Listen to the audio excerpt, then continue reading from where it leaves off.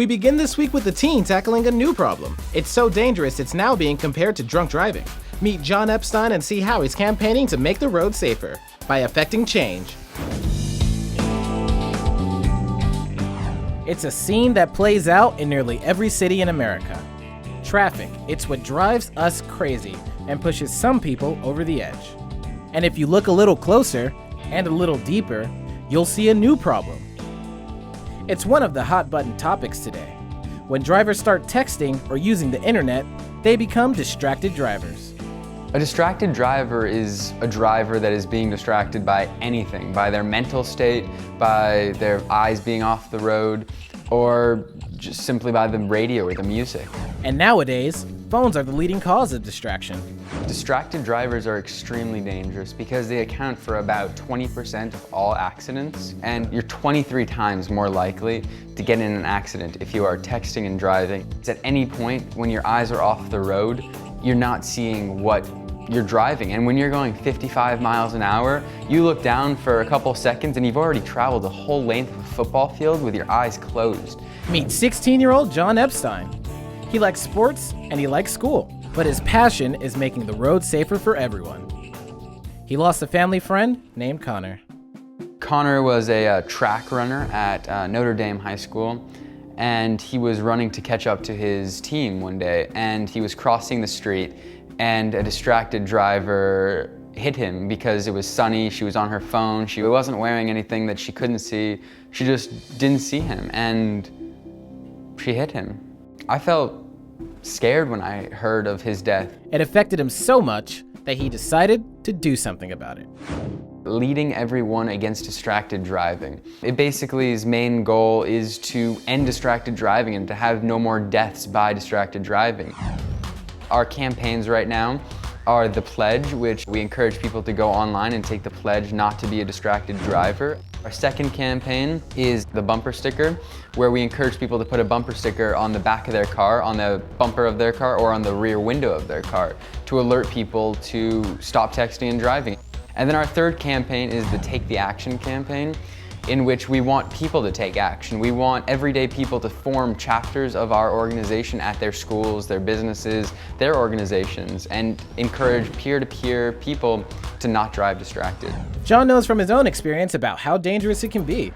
He learned the hard way. One day I was in the car when I first got my license, and it was just easy to text and drive. So I was texting and driving, and I almost got in like a small fender bender collision, and I was like, wow, this could have been much, much worse if I was going 50 miles an hour, going 65 miles an hour.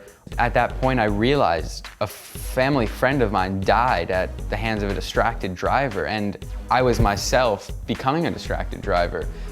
And he's gonna show me just how dangerous it is. When your head is down or your eyes are off the road for 5 seconds, you actually are equivalent to a person with a blood alcohol level of 0.08, which is legally intoxicated.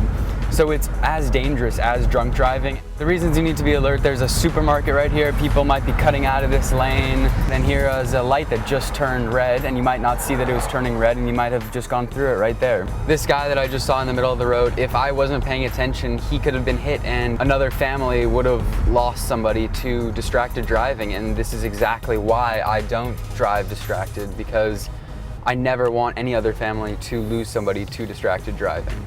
You talk to different groups about the dangers. LEAD wants peers to talk to peers about distracted driving. I think it's the most effective way because it's not some person who has a PhD telling you not to text and drive.